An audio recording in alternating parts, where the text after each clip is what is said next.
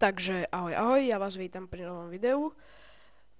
Je to nový tutoriál z programu Adobe Photoshop a dneska sa bude jednať o takýto, neviem jak to nazvať, nejaký, neviem, text taký, je to cool text, mne osobne sa to veľmi páči tento text a nie je to ani také zložité, takže si to ukážeme. Otvoríme si nový súbor.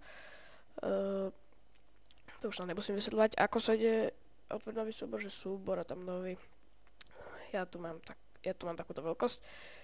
16 000 x 12 000, dám OK, vytvorím si nový súbor. Pridám si teda nejaké tie vrstvy. No, dve zrovna nie, tak asi 3, možno aj 4. A kliknem si napríklad túto. Hej, to bude pozadie. Čiže dám Gčko a tu si dám čiernu, teda plechovku a čiernu vylejeme sem. To je čierne, dobre, nad tým. Si dáme T ako text a farbu dáme bielu.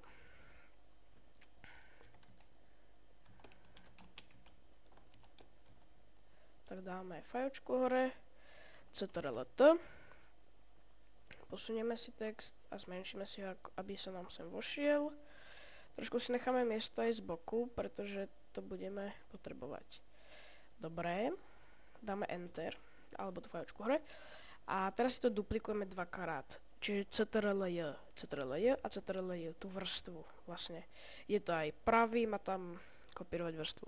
Teraz tieto prvé si na chvíľu vypneme, s tými nebudeme nič robiť, ale túto dole, na tu si klikneme, máme ju označenú a dáme filter, stylizácia a tu dáme, že vietor. Sa nás to spýta, či to chceme rastrovať, samozrejme, a dáme, že sprava, OK. Teraz sa nám takto rozťahá ako keby vietor, ale keďže to chceme dať trikrát, nebudeme to opakovať, tak dáme CTRL-F, to vlastne zopakuje ten poslednú vec, a ešte raz CTRL-F. Dobre, teraz spravíme to isté akurát na druhú stranu, že stylizácia a vítr. Dobre, a teraz nie sprava, ale zleva. Dáme OK. A opäť dáme dvakrát CTRL-F a CTRL-F. Dobre, teraz to celé otočíme, čiže úpravy, transformovať a otočiť o 90 stupňov. Je jedno, či doprava alebo doľava, proste otočiť o 90 stupňov, tak. Zatiaľ sa toho nelakajte, teraz dáme, že sa to len tak spravilo, nič, ešte raz stylizácia a vietor. Opäť trikrát do jednej strany, sprava, to bolo prvýkrát, teraz dáme CTRL-F druhýkrát a CTRL-F tretíkrát. Teraz to isté spravíme až na to, že z druhej strany. Čiže vietor a nie sprava, ale zleva, tak, a opäť dvakrát CTRL-F, CTRL-F a CTRL-F. Tak. Teraz dáme úpravy, transformovať a otočíme si to doľava zasa, aby sme to mali na pôvodnom mieste. Teraz tú vrstvu nad tým, teraz si vytvoríme nad tým vlastne novú vrstvu a dáme si nástroj prechod. Čiže nie plechovku barvy, ale prechod. Tu si nastavíme dúhu, keď si to rozklikneme, ten gradient, tak si nastavíme túto dúhu. A tuto si dáme prechod ten pásový. A z jednej strany do druhej to spravíme napríklad takto. Hej. Teraz to vyzerá divne, lebo tam máme len dúhu. A teraz si rozklikneme možnosti, musíme byť v tej vrstve a lineárne stmaviť. A už sa nám rysuje vlastne ten text, už je to v podstate jednoduché.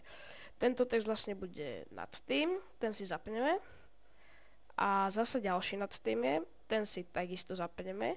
Až na to, že tento text, dáme si T alebo text. A mne to nejak blbne, lebo som držal dlho Alt. Máte to označené a zmeníme si tomu farbu na, dajme tomu modrú, hej.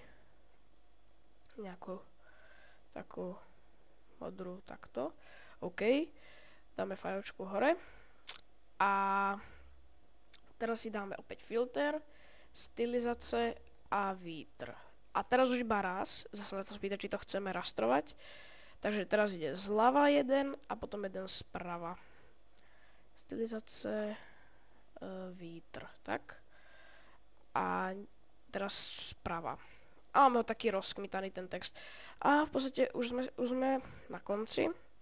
Vidíte, že to bolo naozaj jednoduché, nebolo to nič zložité. To mi napadlo, že tu sú nejaké pozostatky divné. Či to tam je vôbec naozaj. Keď takto môžete dať brush a prejsť cez to brushom v tejto vrstve. Hej, ja to zmizne, môžem vám to ukázať. Takže Bčko. Ja som chcel brush, nie Gčko, B. To je jedno, zoberiete si brush. Klikneme pravým. Nechcem tento, čo mám, ale zoberiem si nejaký buď štvorcový brush, alebo... Haló? Funguješ? No, to je jedno. Zoberete si nejaký gulatý brush, alebo tak a prejdete to vlastne cez to. Dávajte si pozor, že tu okolo toho. To si približite a spravíte. Dobre, tak to bude všetko. Vidíte, že je to opäť jednoduché a tak dúfam, že sa video páčilo. Ak sa vám video páčilo, opakujem like. Ak nie, môže byť dislike. A rád by som bol, ak sa vám to nepáčilo, aby ste mi do komentárov napísali, prečo sa vám to nepáčilo. A prečo sa vám to nepáčilo. A ja sa pokúsim upraviť to, čomu ste nerozumeli, alebo čo sa vám nepáčilo. Takže ďakujem a čau čau.